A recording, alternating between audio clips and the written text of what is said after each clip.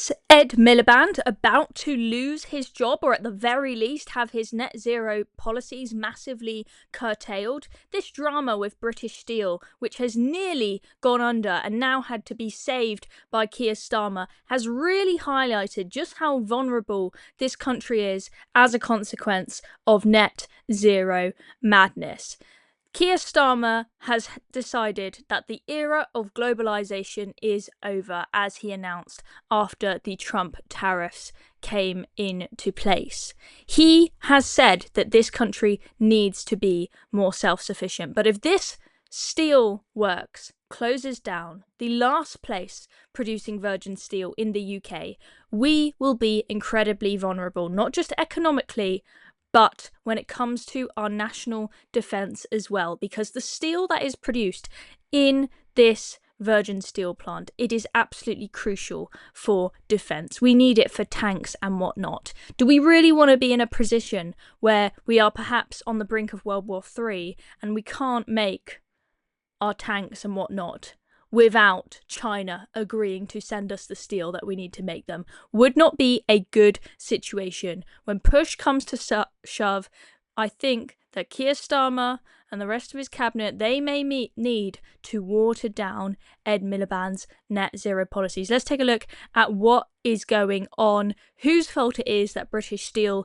nearly closed down, what is going to happen in the future, and what is this going to mean for Ed Miliband? So we've had Keir Starmer tweet just today, "My government has secured the raw materials to save British steel. We acted to secure Britain's future, a Britain rebuilt with British steel in the national interest, helping to build the homes, railways, schools, hospitals we need to usher in a decade of national renewal." So that's also really crucial, that last point there, right? This isn't just about defence, the reason why we need this virgin steel. It is something that we absolutely need as a country. This is not a redundant industry that we are just keeping open for the sake of not losing jobs in this industry, right? The government, they want to build a load of homes. They want to hit their target for building homes. Well, guess what? They're going to need the steel industry for that. The railways, all the railway tracks made of steel. They're shaped as well at this plant that has nearly shut down. There would be huge consequences for this country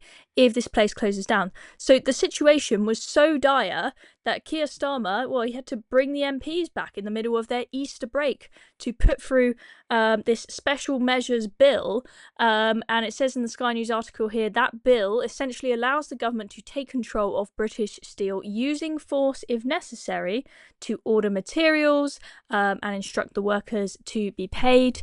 And Jinya, I don't know if I pronounced that right, will technically still be the owner of British Steel. Now, this is a Chinese company, but the UK will be able to insert itself into the inner workings of the company to legally override the wishes of the Chinese company. So there's a lot of talk as to whether the reason why this steelworks nearly closed down was as a consequence of the Chinese just not playing ball, or whether this was because of Ed Miliband's net zero policies. We're going to look at some takes on that in a moment, so stay with us. But let's have a look at what has been happening with the finances of this place. Why is it nearly going under? So Ginier stepped in with a deal to buy British Steel's Scunthorpe plant out of insolvency about 5 years ago in 2020, but the company has continued to struggle since it's been taken over, and apparently it's been losing around 700 grand a day, which is a fair amount of money, it's fair to say. And Ginier said the blast furnaces were no longer financially sustainable, blaming high challenging market conditions, tariffs and costs associated with transitioning to lower carbon production techniques. So that's a very interesting point at the end there. So you've got demands from the government on places like this to change the way that they are producing steel to make it more net zero compatible. That is imposing big costs on them, not to mention, which we're going to look at in one of the opinion pieces on this in a moment, the huge energy costs that not just this firm but many others are facing, especially very energy intensive industries.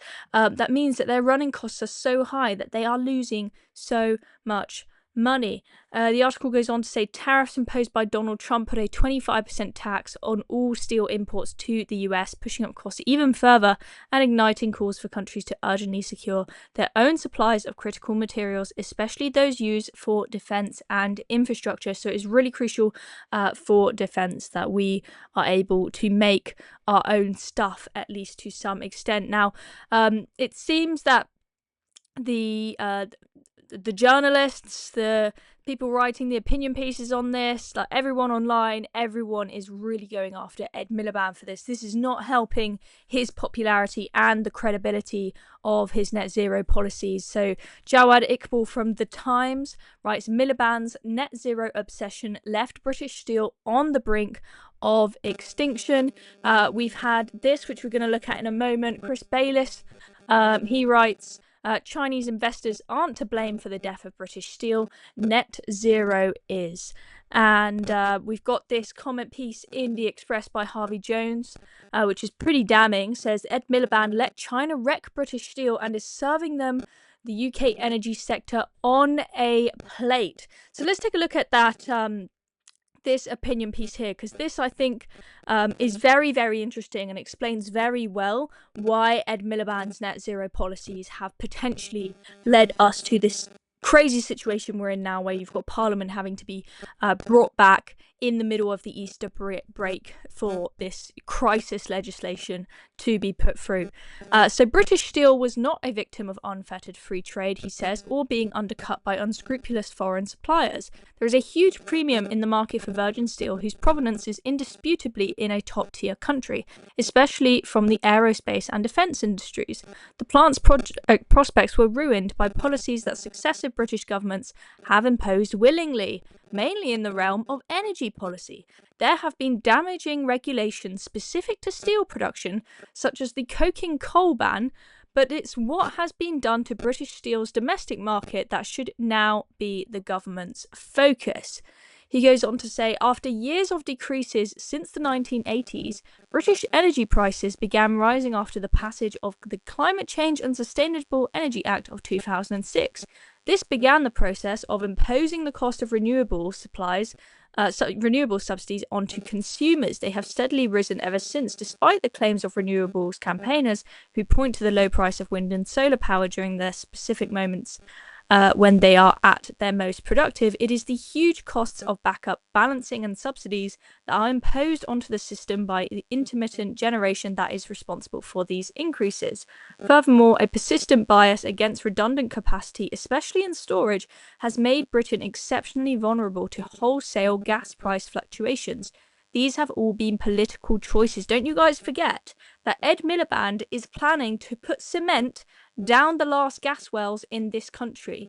We nearly last winter had to have blackouts in this country because we had so little gas backup storage. Like we had to use emergency reserves. We managed to get, I think from the Danes, we got some emergency supplies of gas brought into the country. And don't even get me started on Heathrow Airport not having their backup systems in place because of net zero policies and whatnot. We just really don't have much energy security in that sense. He says the process of industries fleeing the low-cost jurisdictions in Asia began in the 1990s and was mainly about seeking cheaper workforces. However, other industries have been forced out due to increasing energy prices since the mid-2000s, and these have generally been in far higher value-add sectors. These include medical equipment manufacturers, machine tooling, and substantial elements of the automotive supply chain. Often these industries involve groups of companies with operations across Europe who quietly moved their most energy-intensive operations onto the continent. There they could avoid the UK's energy prices while retaining a highly skilled European workforce. And I think that's a really niche, important point there, especially at a time when Rachel Reeves is desperately trying to grow the economy. But what we are seeing is that the wealth creators and the big businesses and the big, wealthy, rich people, they're all fleeing the country. We've just had the new non-dom tax rules brought in, and we've seen a load of millionaires and billionaires fleeing the country as a consequence. The people with wealth are leaving. And if it is the case that the net zero policies drive up energy prices massively for companies, you're going to see places closing down, like this steelworks nearly closing down, and you're going to see companies leaving the country, taking their wealth, taking the jobs they create, and the growth to the economy they bring. They're going to take it to another place. Okay, so we're potentially inflicting some serious harm on ourselves. Now, one question I want to ask you guys, which you should comment down below what you think, is it a good idea for the government to take over British Steel and to essentially nationalise this industry? And the person who wrote this piece, he says nationalisation would mean HM Treasury directly being forced to stomach the losses associated with this mentality. The government will now be forced to reckon with the enormity of the costs it has imposed on British industry. Perhaps the Chancellor of the Exchequer or one of her successors will have the motivation to face down the renewables lobby and speak up for the bits of the British economy on which the burden of decarbonisation has been forced. And that's a really interesting argument, because you've had a lot of people coming out, a lot of pro-free market people coming out saying, look, nationalisation, it never works. You're not going to make a company more productive by getting the state to run it. And I absolutely get that argument. But I think this here is also a good argument, because if the government has to deal with the industry itself, rather than having, some Chinese firm operating the place, they might realise, gosh, it's so hard to run this place with these really high energy costs. Maybe we need to change our government policy. I don't know what the answer is. You guys tell me down below if you think it's a good idea. Now let's go to that opinion piece in the Express. This one here, Ed Miliband let China wreck British Steel and is serving them the UK energy sector on a plate. This one is pretty damning, not as long, but pretty hilarious, to be honest. Shadow Business Secretary Andrew Griffith says Miliband's green madness has left us with energy costs twice as high as Germany's. Steel isn't just another industry, it's the backbone of tanks, turbines, trains, and ironically, even wind farms. Aha! We need the steel, even if we're going to go down the net zero route. So we've got to keep this place open. And you see, tanks, trains. There are so many different industries where we need this. Yet as China floods global markets with cheap subsidised coal-fuelled steel, he let domestic supply go to the wall. In Westminster, there are whispers that Jingye's real goal wasn't to revive Scunthorpe, but to run it down. Workers recently blocked access to the site, fearing sabotage from within. So there's a lot of talk of, is it Ed Miliband and his net zero policies, or is it this Chinese firm, these Chinese investors being naughty and not making the right decisions? Maybe it's a bit of both. I get the impression from this article, this guy thinks it's a little bit of both, but he very much putting the most of the blame on Ed Miliband. Meanwhile, Miliband voted a new Cumbrian mine that could have supplied homegrown coking coal. Instead, that's the one that there's a restriction on for net zero reasons. Instead, we now import it at twice the cost under Royal Navy escort.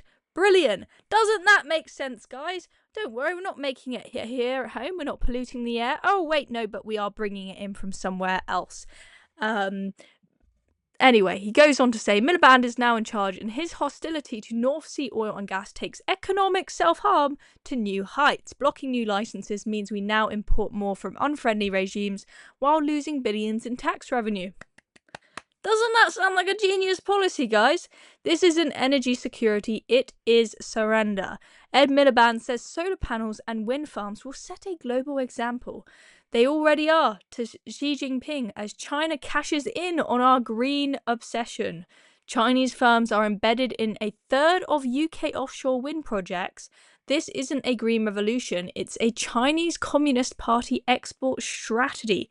Strong words there, and don't forget, guys, that Rachel Reeves has been going off on trips to China as well to secure investment from them in a desperate hope to grow our economy. But do we want a load of investment from the CCP? I don't know. The US gets it. They're banning Chinese tech from critical infrastructure and blacklisting firms linked to the Chinese military. We did it with Hawaii, blocking its tech from our 5G networks and other critical infrastructure. But Miliband, he's rolling out the red carpet. Chinese firm Mingyang is building turbines for Europe's largest wind farm. So there we go. Ed Miliband is taking the blame in so many different pieces going up about this online at the moment. What do you guys think? Is Ed Miliband to blame, and what is the solution? Should the government take over this steelworks, and should Ed Miliband be fired? Let me know what you think in the comments below. I'm Chloe Dobbs. Thank you for watching this video. Also, if you are a young person who's interested in talking about politics and making videos like this, please send us a 1-minute video to join at reason.uk, and we will take a look. Thank you very much. See you soon.